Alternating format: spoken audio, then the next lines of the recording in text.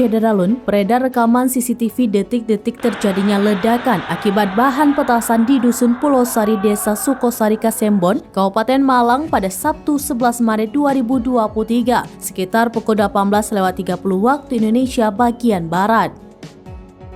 Terlihat seorang ustadz yang sedang memberikan ceramah di masjid tiba-tiba terkejut saat mendengar ledakan dahsyat terjadi.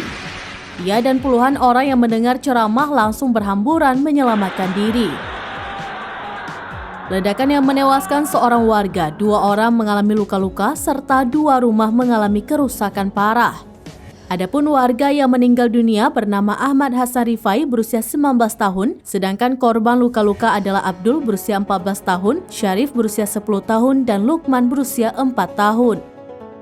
Pemilik rumah yang terkena ledakan, Mualib, dinyatakan selamat. Setelah olah TKP dilakukan oleh pejinak bom atau Jibom, petugas bidang laboratorium forensik atau Lab 4 Polda Jawa Timur, dan petugas Satreskrim Polres Batu ditemukan 4 kantong bubuk bahan petasan. Masing-masing kantong memiliki berat 500 gram. Tidak hanya itu, juga ditemukan beberapa biji kembang api dan barang bukti lainnya. Kapolres Batu AKBP Oscar Syamsuddin mengatakan bubuk bahan petasan itu akan diselidiki. Pihak kepolisian juga menemukan 2 lubang yang merupakan titik ledakan. Kini lokasi kejadian telah disterilkan dari jangkauan warga.